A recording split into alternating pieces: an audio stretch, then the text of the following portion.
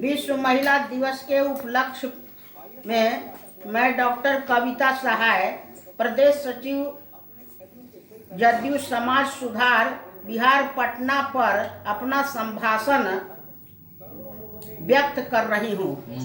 जत्र नार्यः पूज्यन्ते रमन्ते तत्र देवता। जहाँ नारी की पूजा होती है वहाँ देवता का वास होता है।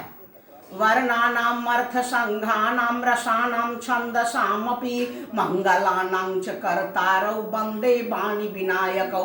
भवानी शंकरौ वन्दे श्रद्धा विश्वास रूपिणौ। जाभ्यां विना न पश्यन्ति सिद्धा स्वान्तस्थमीश्वरं। वन्दे बोधमयं नित्यं गुरुं शंकर रूपिणं। जमाश्रितोऽपि हि वक्रोऽपि चन्द्रः सर्वत्र वन्द्यते। श्री सीताराम गुणग्राम पुण्यारण विहारिणौ। वन्दे विशुद्ध विज्ञानौ कवीश्वर कपीश्वरौ। उद्धव स्थित संहार कारणीं क्लेशहारिणीं सर्वश्रेयस्करीं सीतां नतोऽहं श्रीराम वल्लभाम्। जन्म नाना पुराण निगमागम सम्मतं जत रामायणे निगदितं क्वचितं तयोऽपि। स्वान्ता सुखाय तुलसी रघुनाथ गाथा भाषा निबद्ध मतिमञ्जुलमातनोति। पुण्यं पापहरं सदा शुभकरं विज्ञान भक्तिं प्रदं। माया मोह मलापहं सुविपुलं प्रेमाम्बुपूरं शुभं। श्रीमद् रामचरितमानसमिदं भक्त्यावगाहयन्ति ते संसार पतंग घोर किरणै दहयन्ति नो मानवः। जहाँ नारी की पूजा होती है वहाँ देवता का वास होता है। यह कथन अक्षर से सत्य है। आज विश्व दिवसीय इस महिला सम्मेलन में नारी की महार्घता का जो उद्घाटन किया जा रहा है वह अपने आप में अनुपमेय है। इसके लिए बहुत से ऐसे उद्धरण है, वेदों में मिलते हैं, पुराणों में मिलते हैं। मैत्रायणी, आत्रेय इत्यादि जो नारियां हैं वे सर्वशास्त्र निष्णातज्ञ थी और उन्होंने पुरुषों से कदम मिलाकर हर जीवन के हर कार्य में सफलता पूर्वक आयाम प्रस्तुत किया है। तुलसी अब इस युग में, भौतिक युग में यदि हम उद्धरण के रूप में ले सकते हैं तो महाकवि तुलसीदास को ले सकते हैं। यदि तुलसीदास के जीवन में रत्नावली का आयाम नहीं होता, रत्नावली से उनका पानी ग्रहण नहीं होता तो वे महाकवि नहीं बन सकते थे। क्योंकि उन्हें अपनी पत्नी से इतना प्रेम था कि उस अर्धरात्रि में जमुना के जल में जहाँ की मुर्दा बह रहा था उसे नाव पकड़कर वहाँ पहुँच गए और उस अंतःपुर में पहुँचते हैं जहाँ की सर्प लटक रहा था। सर्प को उन्होंने रज्जू समझकर उस रोशनदान से अपनी पत्नी के पास गए और उन्होंने कहा कि हे प्रिय, तुम्हारे प्रेम में मैं इतना उन्मत्त हूँ कि मुझे आगे पीछे कुछ नहीं दिखाई देता है। तब रत्नावली ने समझा कि यदि यह व्यक्ति मेरे प्रेम में उन्मत्त होकर पागल हो जाएगा तो रामचरित्र का गुणानुवाद इस संसार में नहीं हो सकता है। तब उन्होंने अपने पति के प्रति वह विरक्ति दिखलाई और कि अगर तुम्हें मेरे इस मांस के शरीर से यदि इतना प्रेम है, अगर प्रभु राम से हो जाता तो तुम्हारे जीवन का बेड़ा ही पार हो जाता। क्योंकि और वह विरक्त होकर महाकवि, वह तुलसी वहीं से विरक्त होकर तुलसी महाकवि बन गया।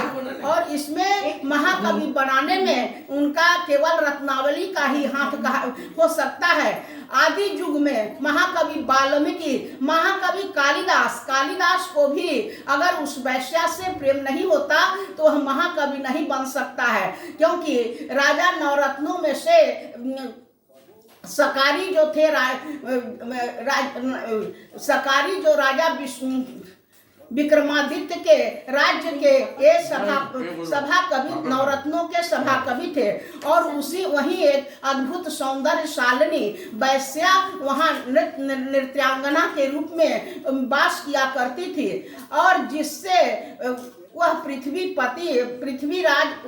पृथ्वी पालक उससे जो प्रेम करता था उससे तुलसी कालिदास भी प्रेम करते थे। तो कालिदास ने उसके प्रेम के संबंध में एक ऐसा पत्र लिखकर भेजा जो कि वह पत्र राजा ने कालिदास से मांगा था, और कालिदास ने भी वही पत्र उस नर्तकी को दिया, और वही पत्र नर्तकी को कालिदास ने दिया। तो जब नर्तकी ने देखा कि एक ही व्यक्ति मेरे साथ इस तरह से अभद्र व्यवहार कर रहा है, तो क्यों ना इसको मृत्यु प्राय बना दिया जाए। उसने क्या किया कि नख से शिखा तक 16 श्रृंगार किया। उसके तदुपरांत कालिदास के साथ नर्तन नाद करती हुई उन्हें मदिरा में जहर मिलाकर पिला दिया और वह मर गए। तो कहा जाता है कि नारी जो मनुष्य के जीवन को स्वर्ग भी बना सकती है, और नारी जो है मनुष्य के जीवन को नरक बना सकती है। नारी जो है वह दयामयी है, ममतामयी है। अगर नारी जत्र, और यह जो डंके की चोट पर यह जो कहा जाता है कि जत्र नारेश पूज्यन्ते रमन्ते तत्र देवता, तो यह अक्षर से सत्य है। लक्ष्मी बाई को ही देखा जाए, क्योंकि खूब लड़ी वरदानी वह तो झांसी वाली रानी थी। उन्होंने सारे अंग्रेज सेनाओं को मारकर एक विश्व शांति के अग्रदूतिका बनकर भारत में एक नया अवशेष का अवधान प्राप्त किया है। और इतना ही नहीं, ले महाशक्ति से शक्ति भीख व्रत रख बंदे भी रानी का, अनिर्भय होकर करता हूँ मैं ले आशीर्वाद भवानी का, मुझको न किसी का भय बंधन। तो नारी वह शक्ति है, नारी वह प्रेरणा है, नारी वह मृण्मयी शक्ति है जो पुरुष के जीवन को नरक भी बना सकती है और स्वर्ग भी बना सकती है। लेकिन वह स्वर्ग वही बना सकती है जो सीता रहेगी, और जो शूर्पणखा का रूप धारण कर देगी वह उसे मृत प्राय भूता बना सकती है। इस विश्व जनिन महिला दिवस के अवसर पर मैं यही कहूंगी कि नारी की महत्ता को बढ़ाए रखने के लिए हर पुरुषों का काम है। इस पर मैं एक जदयू सेनानी संगठन से अपना जो पद बनाई हूँ उसको मैं सुनाती हूँ। बड़ी रे जातना से हम योजना बनैली, नारी सशक्ति के नया रूप दिहली, नारी सशक्ति के नया रूप दिहली। जदीवा सेनानी पहना जल्दी से जगा तू, नया पहचान यापन जगह में बनावा तू, नया पहचान यापन जगह में बनावा तू।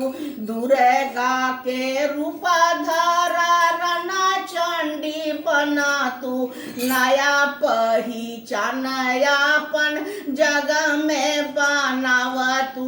तमसी दुर्गा तमसी काली तमसी गौरी मंगले, तमसी वैष्णवी भैरवी जय चंड मुंडन चंडिके, आदि शक्ति जगन माता जय ब्रह्म रूपिणी शंकरी, काली कपर्दिनी मर्दिनी जय रौद्र रूपिणी शंकरी, बंदयामी चरण जुगलम शैलजा जय शंकरी, देवी जय जय काम रूपिणी हर प्रियानित भासिनी। तुलसीदास ने जो अपना मंगलाचरण लिखा है, पहले उन्होंने कहा कि बंदे वाणी विनायक हो। पहले उन्होंने वाणी की वंदना की है, तदुपरांत विनायक की वंदना की है। इतना भी उन्होंने यह भी लिखा है कि सिय राम मैं सब जग जानी, अकरऊं प्रणाम जोरी जुग पानी। तो उन्होंने पूरे संसार के नारी और पुरुष को सीता राम में जानकर प्रणाम किया है।